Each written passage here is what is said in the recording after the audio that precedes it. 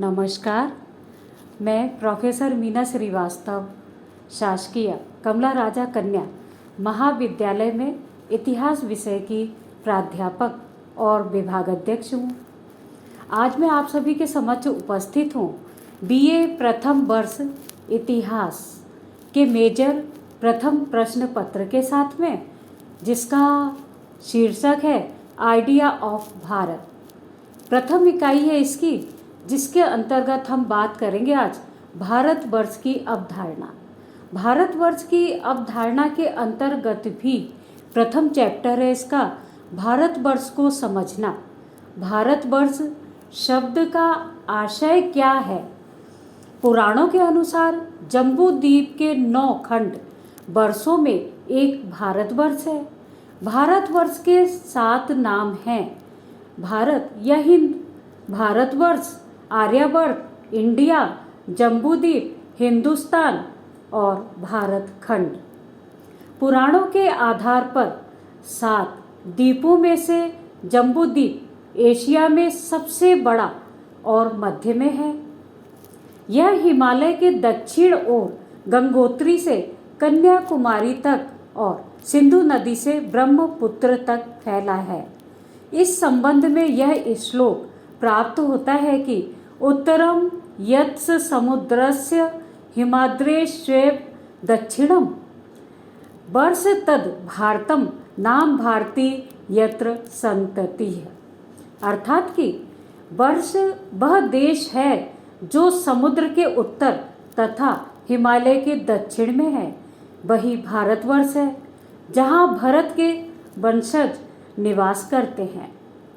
ब्रह्म पुराण में उल्लेख है कि यह भरत द्वीप है। इसके उपद्वीप हैं अंग, यव, मलय, शंख, कुश और बाराह। वर्तमान में इन्हें अनाम, जावा, मालय, ऑस्ट्रेलिया आदि के नाम से जाना जाता है। ब्रह्मांड पुराण में 9 विभाग बताए गए हैं, जो इस प्रकार से हैं: इंद्रद्वीप, कसेरु, ताम्रपर्ण, गभस्ती, मानु, नागद्वीप, साम्य, गंधर्व और वरुण आदि। भारतवर्ष नाम किस तरह से हुआ, इसके बारे में यह उल्लेख प्राप्त होता है कि पौराणिक कथाओं के अनुसार ऋषि विश्वामित्र और अप्सरा मेनका की पुत्री शकुंतला थी। मेनका शकुंतला के जन्म के उपरांत स्वर्ग वापस चली गई थी। अतः कण्व ऋषि ने इस शकुंतला नामक कन्या का पालन पोषण किया। कण्व ऋषि वैदिक काल के थे। शकुंतला के राजा दुष्यंत के साथ गंधर्व विवाह किया था। हिंदू विवाह के 8 प्रकारों में से गंधर्व विवाह एक है, जिसमें वर और कन्या द्वारा बिना किसी रीति रिवाज के आपस में अपनी आपसी स्वीकृति से विवाह कर लिया जाता है। इसमें वे अपने पेरेंट्स से कोई किसी भी प्रकार की अनुमति नहीं लेते हैं। इस प्रकार से राजा दुष्यंत था, जो कि हस्तिनापुर का चंद्रवंशी राजा था। वह शकुंतला का पति था। शकुंतला और दुष्यंत का पुत्र भरत था, जो कि बचपन से ही तेजस्वी था। भरत एक महान सम्राट बना। उसका पूरे उपमहाद्वीप भारत और भारतीय गणराज्य पर साम्राज्य स्थापित रहा और उसी महाविजेता भरत के नाम पर इस देश का नाम भारतवर्ष हुआ। ये भरत द्वापर युगीन महाभारत में वर्णित पांडव और कौरवों के पूर्वज थे। भरत का जन्म कण्वाश्रम, जो कि उत्तराखंड में मालिनी नदी के तीर में स्थित था, वहाँ हुआ था। यह मालिनी नदी हिमालय के शिवालिक पर्वत श्रृंखला के बीच बहती हुई रावली में गंगा में मिल जाती है।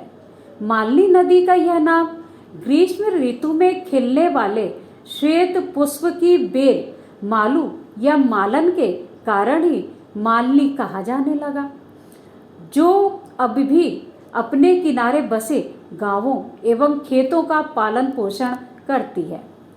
कण्व ऋषि के आश्रम और भरत के जन्म का वर्णन हमें कालिदास के संगीत नाटक अभिज्ञात शाकुंतलम में मिलता है। भारत के प्रमुख ऋषि मुनियों में भृगु, अंगिरा, वशिष्ठ, विश्वामित्र, कण्व, भारद्वाज, अत्रि, वामदेव, अगस्त्य, पाराशर, व्यास, कश्यप, याज्ञवल्क्य, कात्यायन आदि अनेक ऋषि मुनियों का नाम लिया जाता है। इसी प्रकार से भारत की प्रमुख स्त्रियों में ब्रह्मवादिनी, सूर्या, घोषा, अपाला, गार्गी, लोपामुद्रा, अनुसुईया, सीता, सावित्री, शबरी और भी अनेक स्त्रियों का नाम लिया जाता है। प्रमुख आदर्श पुरुषों में राम, कृष्ण, भीष्म, कौटिल्य, रामानंद आदि का भारतवर्ष के पटल पर उल्लेख प्राप्त होता है। निष्कर्ष रूप से हम कह सकते हैं कि संपूर्ण विवरण के उपरांत यह कहा जा सकता है कि यहाँ की संतति और संस्कृति को भारतीय कहा जाता है। भारत में सनातन धर्म, सनातन संस्कृति, सांस्कृतिक जीवन मूल्य वर्धित एवं परिवर्धित हुए, उसी का नाम भारत या भारतवर्ष है। भारत की अवधारणा में वसुदेव कुटुंबकम, परोपकार और त्याग की भावना निहित है। चलिए अब हम मिलेंगे आपसे अगले चैप्टर के साथ में और बात करेंगे आपसे भारत के पर्यायों की शाश्वतता। धन्यवाद।